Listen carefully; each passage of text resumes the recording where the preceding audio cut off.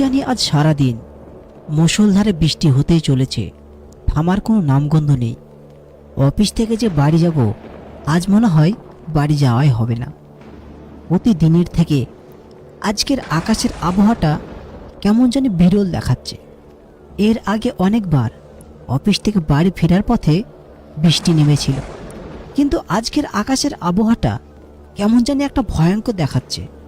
ও, আপনাদেরকে তো বলাই হয়নি, আমার নাম ইন্দ্রজিৎ, আমি বাবার বড় ছেলে।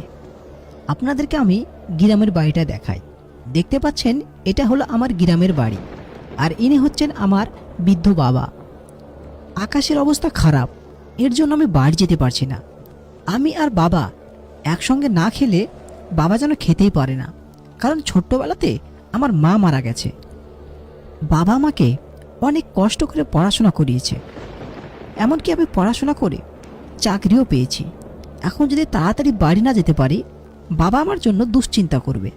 হ্যালো বাবা, তুমি চিন্তা করো না, তুমি খেয়ে নাও, আমি আসছি। তুই কি বলছিস রে বাবা? এত ঝড় বৃষ্টির রাতে তুই আসবি কি করে? আমাকে নিয়ে তোমার কত ভাবতে হবে না, আমি ঠিক বাড়ি পৌঁছে যাব।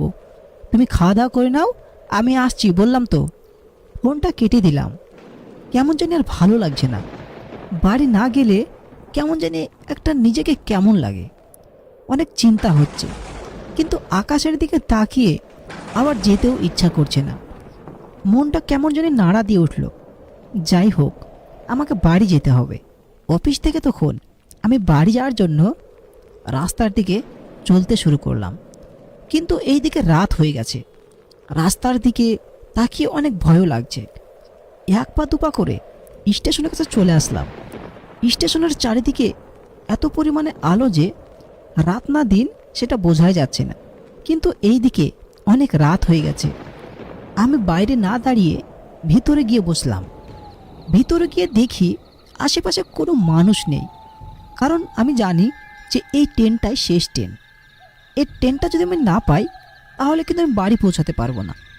আমি কিন্তু একাই বসে আছি, আশেপাশে কাউকে দেখতে পাচ্ছি না। এই স্টেশন থেকে প্রায় অনেক দিন আগে আমি ট্রেনে চেপে বাড়ি গিয়েছিলাম। এই স্টেশনটা কেমন জানি আমার ভালো লাগে না, কারণ এইখানে ট্রেন আসতে অনেক সময় লাগে। এইখানে দাঁড়িয়ে থাকতে অনেক অস্বস্তিকর লাগে, তাই আমি এই স্টেশন থেকে বাড়ি যেতে চাই না। বেশিরভাগ সময় আমি অফিস থেকে রিক্সা করে বাড়ি যাই, কারণ রিক্সা করে আমার যেতে অনেক ভালো লাগে। চারিদিককার প্রকৃতিটা আমাকে দেখতে খুব সুন্দর লাগে, আর আমি ছোটোবেলা থেকেই প্রকৃতিকে অনেক ভালোবাসি। যাই হোক, আমি যেটা ভেবেছিলাম সেটাই হলো। অফিস থেকে বলে দিল ট্রেনটা নাকি আসবে না, ঝড়ের কারণে ট্রেনটা আসতে 2 ঘন্টা সময় লাগবে। এখন আর কি করার, আমাকে হেঁটেই বাসায় যেতে হবে। আমি ভিতর থেকে বাইরে চলে আসলাম। আশেপাশে কাউকে দেখতে পাচ্ছি না, কিন্তু এই দিকে অনেক হারে বৃষ্টি হচ্ছে। বৃষ্টি থামার যেন কোনো নামগন্ধ নেই। আমি যদি এখন বাড়ি না যাই, তাহলে কিন্তু আমাকে আর এক বিপদে পড়তে হবে, কারণ এই স্টেশনটা নাকি অভিশপ্ত স্টেশন। অনেকে বলে, কিন্তু আমার তেমন বিশ্বাস হয়নি। কিন্তু আকাশের যে অবস্থা, এই স্টেশনে যদি আমি একা দাঁড়িয়ে থাকি, তাহলে কিন্তু আমার দম বন্ধ হয়ে মরে যাওয়ার আশঙ্কা বেড়ে যাবে। একটু দাঁড়িয়ে থাকার পর কোথা থেকে একটা লোক আমার সামনে চলে আসে। লোকটা কোন দিক থেকে কিভাবে আসলো আমি বুঝতেই পারলাম না। লোকটার এত বড় গোঁফ, আমি গোঁফ দেখেই মোটামুটি একটু ভয় পেয়ে গেছিলাম। জোরে একটা নিঃশ্বাস নিয়ে আমি লোকটাকে জিজ্ঞাসা করলাম, আচ্ছা কে ভাই আপনি, কোথা থেকে আসলেন, আর আপনি কি বলতে পারবেন ট্রেন কখন আসবে? আমি ট্রেনের জন্য এখানে একা দাঁড়িয়ে আছি। আরে মশাই, আপনাকে দেখে তো একটু ভদ্রলোক মনে হচ্ছে, কিন্তু আপনার তো মনে হচ্ছে কোনো কাণ্ডজ্ঞান নেই। এই রাত্রে আপনি ট্রেন কোথায় পাবেন? কেন, রাত 11টার সময় তো একটা ট্রেন যায় ভবানীপুর থেকে ঋষিপুর। ওই ট্রেনটা কি ক্যান্সেল হয়ে গেছে? আপনি কি একটু বলতে পারবেন? ওই ট্রেনটা তো আজ থেকে 2 মাস আগে যা বন্ধ করে দিয়েছে, আপনি কি জানেন না? কেন, কিসের জন্য ট্রেনটা বন্ধ করা হলো? আপনি কি একটু দয়া করে বলবেন আমাকে? সে এক অনেক বড় লম্বা কাহিনী। আপনাকে যদি বলতে থাকি তাহলে সারা রাত পার হয়ে যাবে, কিন্তু এই কাহিনী শেষ হবে না। তাই আপনাকে বলছি, আপনার যদি জানের মায়া থাকে তাহলে এই স্টেশন থেকে যত তাড়াতাড়ি পারেন আপনি চলে যান। আপনি আমাকে বলেন না কি এমন হয়েছিল যে ট্রেনটা বন্ধ করে দিল? এইদিকে লোকটা কিচ্ছু বলে না। আমার ভয় অনেক বেড়ে যায়। লোকটা আবার কোথায় গায়েব হয়ে যায়। আমি সেইখানে আর এক মুহূর্ত দেরি করি না। সেইখান থেকে আমি দ্রুত হাঁটতে শুরু করি। হাঁটতে হাঁটতে আমি একটা খেজুর বাগানের নিচ দিয়ে আমি যেতে শুরু করি। কিন্তু আমার ভয় দ্বিগুণ হয়ে যায়, কারণ আমি আশেপাশে কাউকে দেখতে পাই না। আর এই দিকে আমার পা যেন চলছেই না। আমি অনেকটা পথ একাই পার করলাম। মনের ভিতরে যেন ভয় কাজ করছে। ওই তো একটা লোক আসছে। আমি একটা স্বস্তির নিঃশ্বাস ফেললাম। মশাই, আপনি কোথা থেকে আসছেন এই ঝড় বৃষ্টির সময়? আমি অফিস থেকে বাড়ি যাচ্ছি। আসবার পথে আমি ট্রেন স্টেশনে গিয়েছিলাম, কিন্তু স্টেশনে দেখি ট্রেন নাই। তাই আমি এই রাস্তা দিয়ে বাড়ি যাচ্ছি। এই রাস্তা দিয়ে কি ঋষিপুর যাওয়া হবে? হবে না কেন? অবশ্যই হবে, কিন্তু এই রাস্তাটা তো অনেক ভয়ঙ্কর রাস্তা, আপনি একা যেতে পারবেন না। ঠিক আছে, আমি এই রাস্তা দিয়ে যেতে পারবো। আচ্ছা, আপনাকে অনেক ধন্যবাদ। আপনি থাকেন, আমি যাই। এটা বলে আমি সেইখান থেকে চলে গেলাম। এই দিকে বৃষ্টি যেন থামতেই চাইছে না। আমি একাই চলতে শুরু করলাম। কিন্তু একটু যাওয়ার পর দেখি একটা বৃদ্ধা মহিলা একটা গাছের নিচে দাঁড়িয়ে আমার দিকে তাকিয়ে আছে। কি যেন বলছে। মেয়েটিকে দেখে মনে হচ্ছে 40-42-এর একজন বৃদ্ধা মহিলা। কিন্তু আমার সরল মনে একটাই প্রশ্ন, আশেপাশে কেউ নেই। এই জায়গায় যদি একা দাঁড়িয়ে থাকে তাহলে দম বন্ধ হয়ে মারা যাওয়ার সম্ভাবনা অনেক হারে বেড়ে যায়। এই নিস্তব্ধ জায়গায় এই বৃদ্ধ মহিলাটি বৃষ্টির পানিতে ভিজে একা দাঁড়িয়ে কি করছে? আসলে কি এই বৃদ্ধা মহিলাটি মানুষ, না কোনো ভূত? না না, ভূত হবে কেন? ভূত বলে কোনো কিছুই নেই। কারণ আমার বাবা আমাকে এই শিক্ষা দেয়নি যে ভূত বলে কিছু আছে। আর আমি কোনোদিন ভূতকে বিশ্বাস করি না। তবুও কি জানি, শরীরটা যেন হিম হয়ে আসছে। এইখানে যদি আর একটু থাকি তাহলে হয়তো আমার কোনো রকম ক্ষতি হয়ে যাবে। তাই আমি এই বৃদ্ধা মহিলাটির সঙ্গে কোনো কথা না বলে চলে যেতে লাগলাম। কিন্তু এই দিকে অনেক রাত হয়ে গেছে। কোনো রিক্সাও নেই, কোনো গাড়ি ঘোড়াও নেই। এইদিকে কোনো কুকুরের আওয়াজও নেই। কিন্তু মনের মধ্যে একটা ভয় কাজ করছে, যদি পিছন থেকে কেউ এসে আমাকে আক্রমণ করে বসে। কিরা মানে মানুষগুলা হয়েছে তেমন, একটু রাত হতে না হতেই সব ঘুমিয়ে পড়ে। ওই তো একজন আসছে মনে হচ্ছে। কি ব্যাপার, এত রাতে ওই লোকটা আমার চার দোকানে তো আসছে মনে হচ্ছে।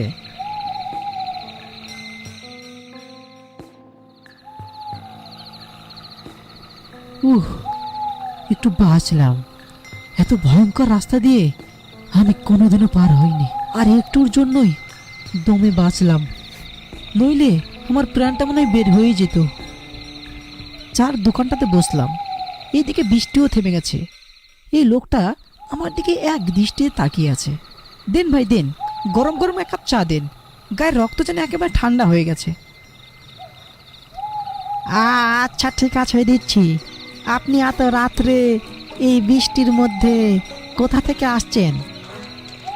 আমি অফিস থেকে বাড়ি যাওয়ার জন্য স্টেশন গিয়েছিলাম।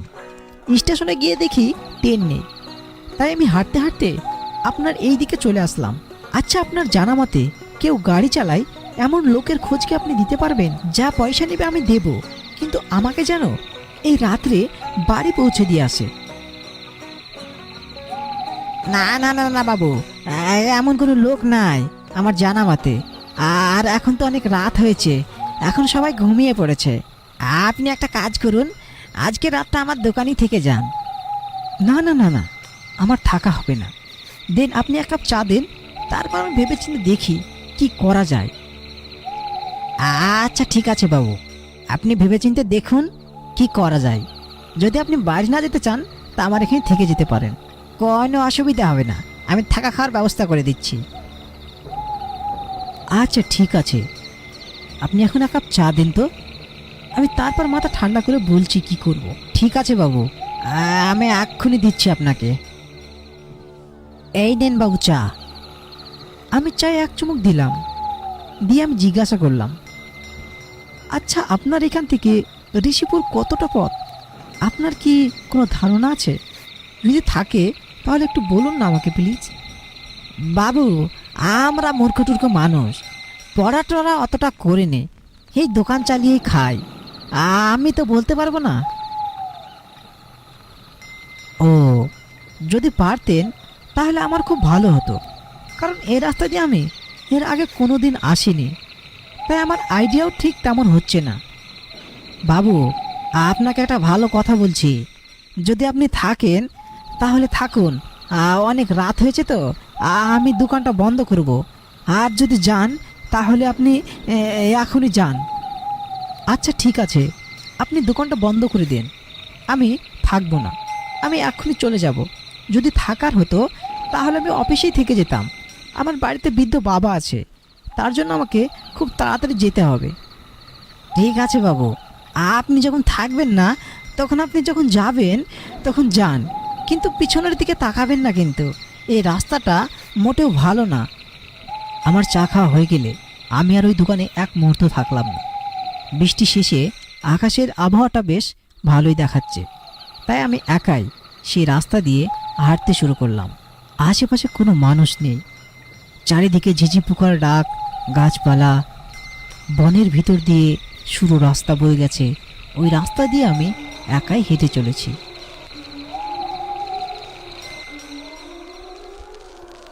অনেকটা পথ একাই হাঁটার পর আমার কি জানি একটা খটকা লাগলো, মনে হচ্ছে যেন পিছন থেকে কেউ আমাকে ডাকছে, কিন্তু আমাকে চায়ের দোকানের লোকটা পিছনে ফিরে তাকাতে একেবারে বারণ করেছে, তাই আমাকে পিছনে ফিরে তাকাতে অনেকটাই ভয় লাগছে। অনেকটা পথ পেরিয়ে আমার একটা খটকা লাগলো, মনে হচ্ছে যেন পিছন থেকে কেউ আমাকে টেনে ধরেছে। তখন আমি সেইখানে দাঁড়িয়ে গেলাম। একটু পরে পিছন ঘুরে তাকাতে দেখি কেউ কোথাও নেই। মনের মধ্যে আতঙ্ক অনেক পরিমাণে কাজ করতে শুরু করলো। মনকে বোঝানোর জন্য বলতে লাগলাম, এত রাতে এই বৃষ্টি ভেজা রাস্তায় কে আসবে? তবুও কি জানি মনের ভিতরে ভয়টা যেন কমছেই না, তাই আমি অতি দ্রুত সেইখান থেকে দৌড়ে পালাতে শুরু করলাম। ভূত নাই মানছি, কিন্তু এই রাস্তাতে যদি চোর ডাকাত চলে আসে, আমাকে যদি পাকড়াও করে, তাহলে আমার কাছে যে সমস্ত জিনিস আছে সেগুলা নিয়ে নেবে। তাই আমি সেইখান থেকে অনেক দ্রুত দৌড়ে পালাতে শুরু করলাম। একটু পরেই আমার পায়ে পাথর লেগে আমি সেইখানেই পড়ে গেলাম। এইদিকে রাত পেরিয়ে সকাল হয়, আমি ঘুমিয়ে আছি। ঘুম থেকে উঠে দেখি আমার ছোট্টবেলাকার বন্ধু ভূপেশের বাড়িতে। আচ্ছা বন্ধু, আমি তোর বাড়িতে কি করে আসলাম? আর বলিস না, আমি মাঠের দিকে যাচ্ছিলাম, আর দেখি আমি রাস্তার মাঝে তুই পড়ে আছিস, সেইখান থেকে তোকে আমি তুলে নিয়ে আসলাম। আচ্ছা তোর কি হয়েছিল, আর তুই ওখানে বা পড়ে কেন ছিলি? সেই কথা আর বলিস না, আমি অফিস থেকে বাড়ি যাচ্ছিলাম, বাড়ি যাওয়ার পথে ট্রেন পেলাম না, তখন আমি ওই মাঠের রাস্তা দিয়ে হাঁটতে শুরু করলাম বাড়ির দিকে। তারপর একটা চার দোকানে চা খেয়ে আবার হাঁটা শুরু করলাম। তারপর অনেকটা পথ পেরিয়ে আমার মাথাটা কেমন জানি করতে লাগলো, আর আমি পড়ে গেলাম। এই কি বলছিস রে তুই? চা খেয়েছিস? সেটা তুই সত্যি বলছিস তো? আমার তো এটা বিশ্বাস হচ্ছে না। তুই ফাঁকা মাঠে চায়ের দোকান কোথায় পেলি? কেন, দুটো মাঠ পেরিয়ে একটা চায়ের দোকান আছে, ওই চায়ের দোকানে আমি চা খেয়েছি, তোর বিশ্বাস হচ্ছে না? আরে না না, আমার বিশ্বাস হচ্ছে না। তুই ওই ফাঁকা মাঠে চায়ের দোকান কোথায় পেলি রে? ঠিক আছে, তোকে বিশ্বাস করতে হবে না, তুই থাক, আমি যাই, আমাকে আবার অফিস যেতে হবে। আচ্ছা ঠিক আছে, তুই তাহলে যা, আবার সময় পেলে আসিস কিন্তু। আমি আমার বন্ধুর বাড়িতে আর এক মুহূর্তও থাকলাম না, আমি ছুটে চলে আসলাম সেই চায়ের দোকানের কাছে। এইখানে এসে দেখি চায়ের দোকান নেই।